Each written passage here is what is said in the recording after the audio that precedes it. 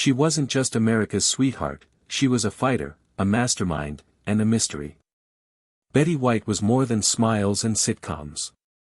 Before she was a legend on screen, she was driving supply trucks through war zones, armed and unshaken.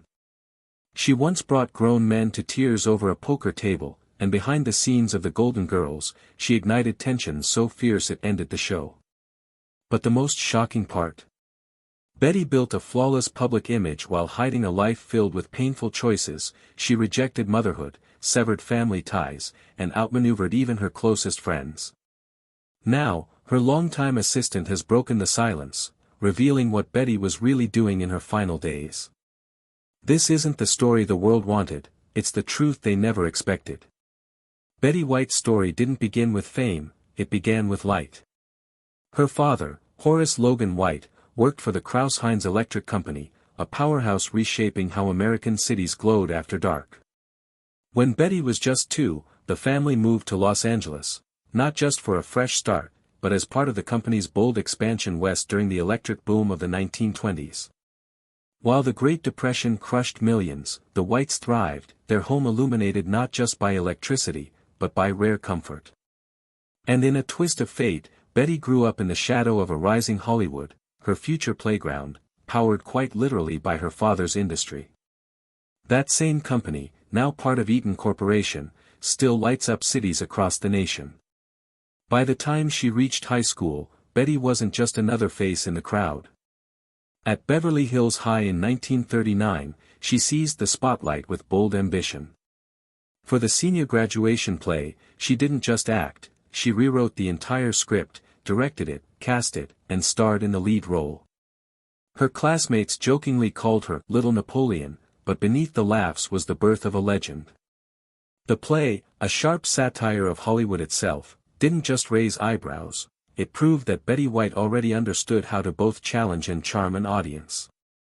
The night Betty White took the stage at her senior play, the audience didn't just laugh, they squirmed. Some of them were actual Hollywood stars, watching themselves get roasted by a fearless 17-year-old who had the nerve to satirize the industry they ruled. The local paper called her performance unervingly mature, and they weren't wrong. Betty wasn't just performing, she was holding a mirror to power, and everyone knew it. That night proved she had something most people in Hollywood never truly possess, guts. But her courage didn't stop at the stage. Just 2 years later, when World War II broke out, Betty didn't chase the spotlight, she ran straight into danger. At 19, she joined the American Women's Voluntary Services, driving supply trucks through the roughest parts of Santa Monica and Hollywood, often at night, alone, armed with a .38 revolver. She logged over 15,000 miles, delivering candy, cigarettes, and essentials, and even once yanked a drunk soldier off a younger volunteer. Long before she became America's sweetheart, Betty White was already a warrior. That iron strength came from deep roots. Her mother, Christine, descended from Greek immigrants who escaped poverty in Thessaloniki in 1898. From them, Betty inherited not just resilience, but a refusal to be ordinary. Betty White wasn't just born into a family, she was born into a storm of cultures, each one leaving its own imprint. The sharp wit? Pure Welsh rebellion. The love for the spotlight? That was the English in her. Her practical, grounded side, unmistakably Danish. And the passion, the dramatic flair, the willingness to take bold risks, that came straight from her Greek roots. A 2010 DNA test would confirm what fans had long suspected: Betty was a fusion of contrasts, 31% English, 28% Danish, 23% Greek, and 18% Welsh. She once joked that depending on the room she walked into, a different part of her heritage would show up first, but it wasn't a joke. It was the secret to her charm. Long before most Americans had even seen a television, Betty had already made history on it. In 1939, at just 17 years old, she appeared in one of the very first experimental TV broadcasts in Los Angeles, a performance seen by only about 300 households. She wasn't scheduled to perform that day. A friend backed out, and Betty stepped up, no rehearsal, no warning, just courage. She sang, on the good ship Lollipop, with such poise that a local reviewer called her shockingly sophisticated. The footage was lost in a 1971 fire, but the moment marked the beginning of something extraordinary. Betty White didn't wait for her moment, she created it. Betty was famous on TV before it even started. Her love life, on the other hand, started out in a mess. In 1945, she married Air Force pilot Dick Barker, but it wasn't a love story, she said, we wanted to sleep together. After Barker got out of the service, he moved Betty to his family's chicken farm in Ohio. She hated it because she had to kill chickens for dinner, and she has always been an animal lover, so she said, no way. They got divorced the same year they got married. Her next marriage wasn't much better. In 1947, she married Hollywood agent Lane Allen, but when he told her to stop acting and start a family, she quit because she didn't want kids, she wanted a career. They got divorced in 1949, the same year she got her first big break on TV. That wasn't a coincidence, she started working in Hollywood on TV in 1949. As Al Jarvis's assistant, Betty had to work on the show 5 days a week, 6 hours a day. Most men couldn't handle it. Jarvis quit in 1951 and Eddie Albert quit after only 6 months, but Betty stayed when no one else could. She quickly took over. She was the only host who didn't wait to be given power. She used the exhausting schedule to her advantage, slowly adding scripted scenes that would later become the basis of her own show. In 1952, Betty made another brave move. She started her own company, Bandy Productions. She teamed up with George Tibbles and Don Faderson to not only act in but also produce her own sitcom, Life with Elizabeth, which premiered in 1952. She was one of the first women to produce a sitcom, and she wrote, produced, and starred in it. When NBC picked up her next show in 1954, she refused to fire black performer Arthur Duncan, even though Southern stations were upset about him being on the show. Instead, she gave him more airtime and told him, I'm sorry, live with it. She said she wasn't just kind, she was smart. She won a local Emmy for Life with Elizabeth that same year. It was a big deal because she wasn't just winning for acting, she was being recognized for running the whole show. This win gave her power, and she used it to get full creative control over the Betty White show at NBC. She didn't see awards as rewards, she saw them as tools. Each prize was a step up the ladder. In 1961, she made an appearance on the game show Password. It was just a guest spot, but it changed her life because that's where she met her future husband. Alan Luton is the host. She later said, we felt like we knew each other. He fell in love with her quickly and proposed within weeks, but Betty said no over and over for a year. She turned him down even when he offered her a diamond ring, but she refused it, so Owen wore the ring around his neck. She wouldn't move to New York because she wanted to stay in charge, but on Easter 1963, something broke. He sent her a stuffed white bunny with gold leaves in its ears. Diamond and ruby earrings with sapphires. The note inside said, please say yes. After years of delaying, she finally said yes, and she said it was her biggest regret not saying yes sooner. The wait led to an 18-year marriage that ended in his death in 1981. Betty was surprisingly competitive, and her friends knew it at poker nights. She loved a game called Screw Thy Neighbor, in which players tried to beat each other with bad hands. The winner got to keep the trophy, a brass cup with Pico Poker Club engraved on it. Betty's rule was that if they forgot to bring it back, they would be fined $2,000 or killed, whichever was more appropriate. It was funny, but it also showed that she played to win and didn't mind using fear to act nice. Since she often got to choose the game, she chose her favorite version where she had the upper hand. The real Betty wasn't just playing cards, she was playing people and winning. Even her wedding was a move to win. Alan had to get back to work on Password, so Betty and Alan didn't get to enjoy their honeymoon. Their wedding still made headlines because Betty pulled a string that no one else could.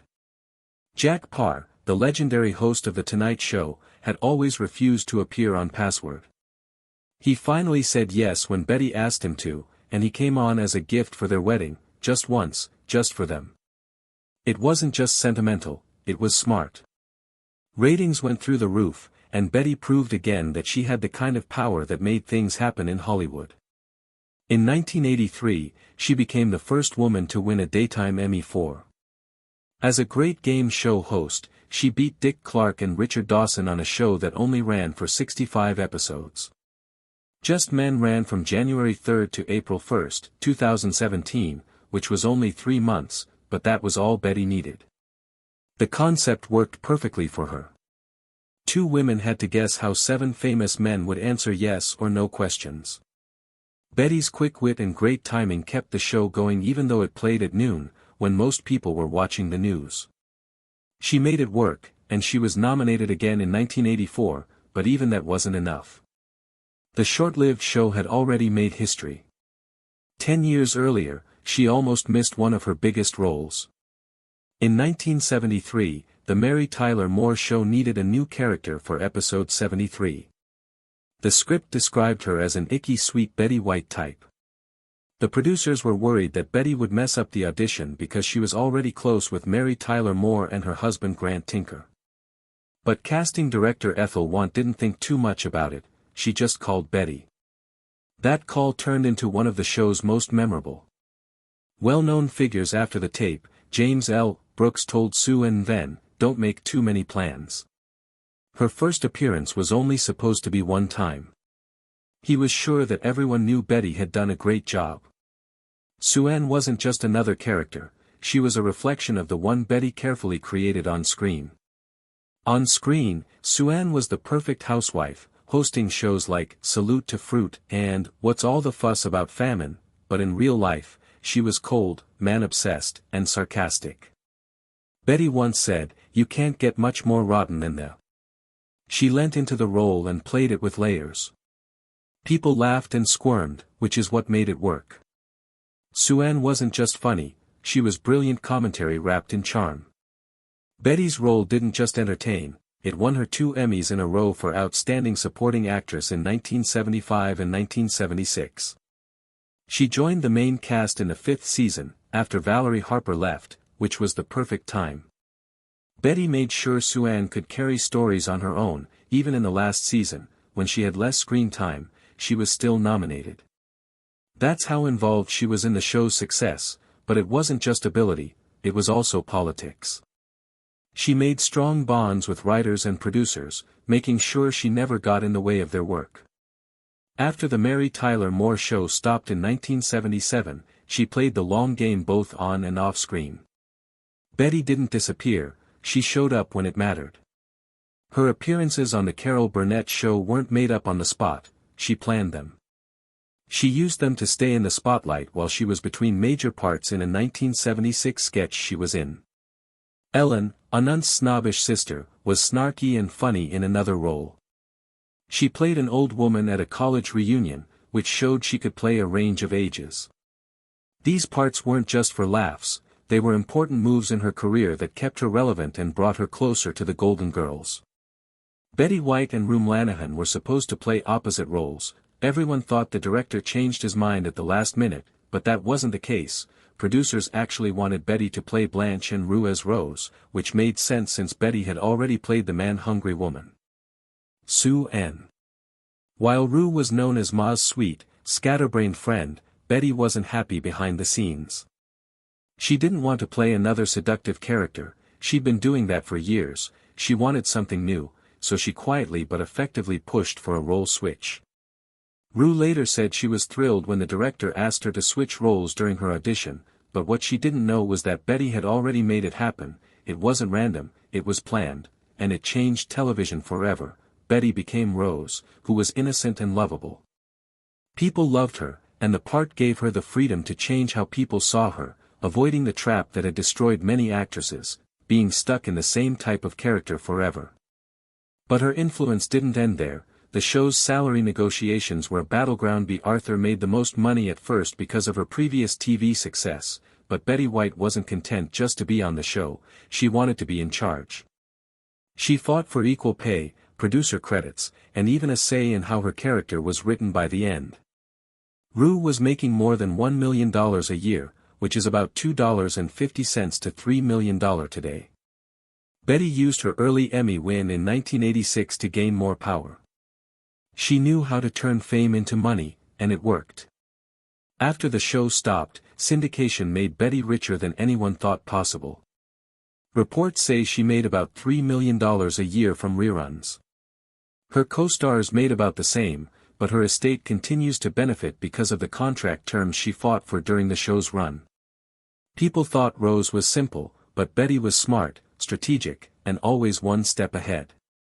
Rose Nland was none of those things. The hitting bag of the show Dorothy called her stupid and Blanche made fun of her lack of intelligence, but people loved her, and that wasn't a mistake. Betty let her character take the flak because she knew it made her more likable. She became the heart of the show while B. Arthur got sick of making fun of her looks and love life, so Betty played up Rose's silly innocence. The more people made fun of Rose, the more they wanted to protect her, which gave Betty power not only on screen but also in story meetings with her silly street Olaf. People loved the stories. They were used everywhere. By making herself look like the underdog, she became unbeatable, but that power came with a cost. Arthur leaving wasn't the only reason the Golden Girls ended. Things were getting worse behind the scenes with Betty White. By 1992, Betty's demands had become too great. She wanted producer credits, final say on Rose's storylines, and more attention between takes. She'd talk to the live audience, which Arthur thought was rude, but it was a move Betty used to get what she wanted. That link with fans as a bargaining chip when season 7 ended. B had had enough. She wasn't just tired, she was fed up. The stories were getting worse, the jokes about Dorothy were never ending, and working with Betty was intolerable. CBS could have tried to replace her, but they didn't because the drama outside of work wasn't worth it anymore. Betty's personal life was just as difficult. She married Lane Allen in 1947, but the marriage didn't last because she didn't want children and knew her future was in TV. By 1949, parents were it wasn't just a disagreement, there was a deep rift between them. In the 1940s, women weren't expected to put their careers ahead of their children, but Betty did. When she married Alan Luton in 1963, she became stepmother to one of his 3 children. Their relationship was so bad that they didn't talk to each other for 30 years. Even when Martha tried to make peace, Betty shut the door. Friends said Betty thought Martha made Alan's last years harder, and she never forgiven Martha for that. Then Alan Luton died in 1981, when she was only 3 years old. He had stomach cancer a few days before their 18th wedding anniversary. During rehearsals, hospital visits, and public appearances, Betty was by his side. After he died, she told reporters, "Once you've had the best, who needs the rest?" But there was another truth behind her tears: his death also freed her from compromise. From then on, her time, focus, and energy all went to her work and her animals. That's where she poured her love in 2025. A story Sally Struts had kept to herself for years was finally told. She said Betty asked her to a meeting at her house for a game show, but when STRS reached for a cookie, Betty hit her. Betty gave her a sweet smile and said, "Dear, I wouldn't do that. You don't need a cookie."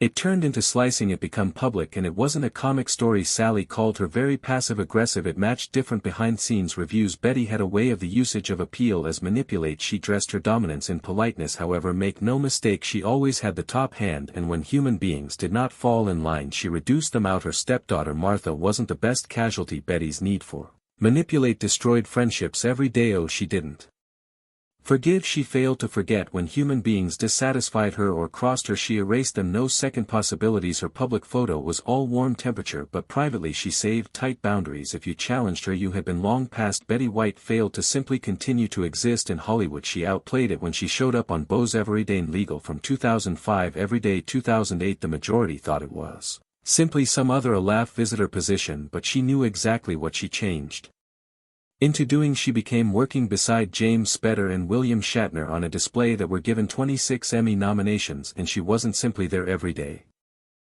She became sending a message the lady who once ruled the Golden Women wasn't going to vanish in daily the history of a youth-obsessed enterprise. She used the felony drama's severe everyday and sturdy writing every day prove she ought to do extra than comedy. It wasn't only a role, it became her re-access in everyday relevance. Then in 2009 at age 87 she dropped a bombshell inside the proposal she's Everydale scenes. From Ryan Reynolds and Sandra Bullock find it irresistible was not anything in.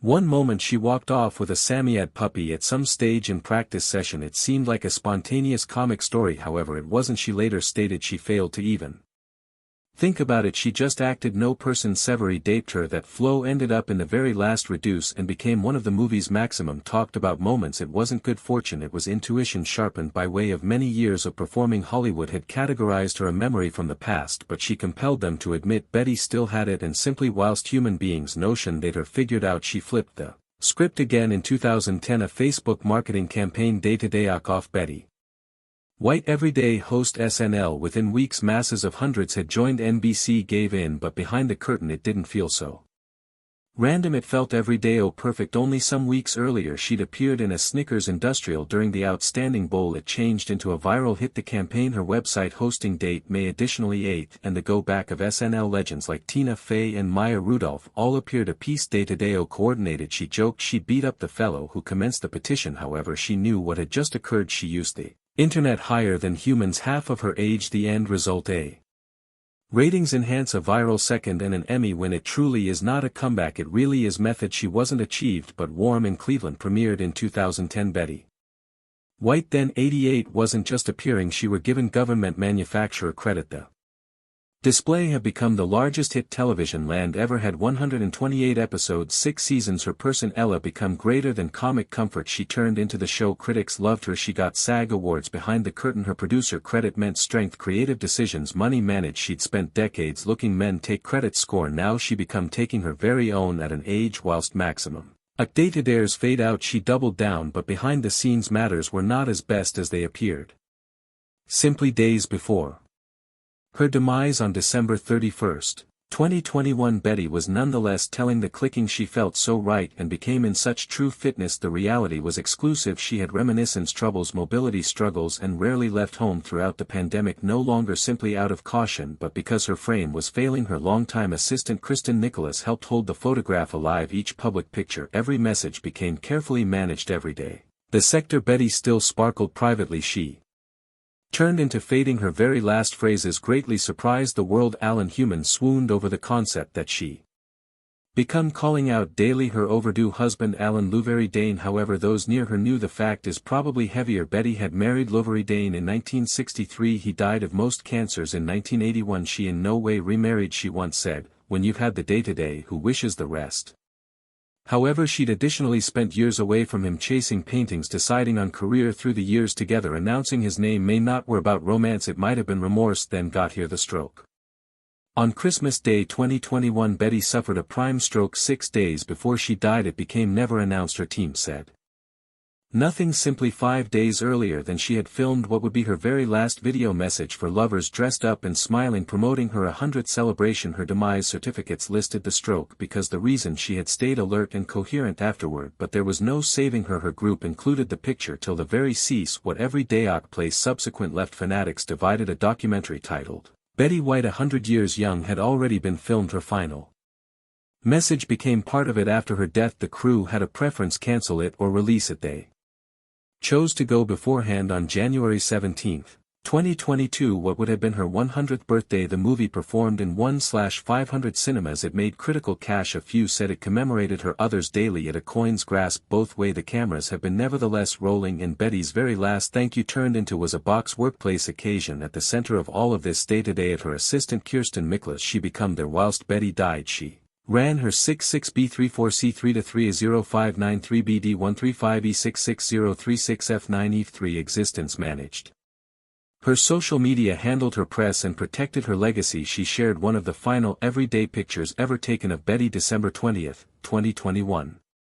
Just 11 days before she said Betty become radiant that day after her death. Mikolas had become the gatekeeper of Betty's image. She now controls Betty's online presence and with it the secrets and techniques no person else knows, but she's in no way instructed them because Betty knew day-to-day select human beings and every day keep manage even from beyond the grave. Betty White's finest function wasn't Rose Nland or Suen Ven, it was Betty White, the icon. She constructed that man or woman herself starting lower back in 1949 whilst she first moved everyday TV. She knew everyday smile daily, deflect daily, play the candy grandma. Even when she changed into the neatest individual inside the room, she turned into ruthless when wanted, aggressive without showing it, and always one step beforehand. Even when she played naughty roles, the public nonetheless saw her as innocent Betty. It wasn't simply good fortune, it became picture manipulation at the very best level, and that photograph gave her electricity. Different celebrities feared her not due to the fact she turned into mean, however due to the fact she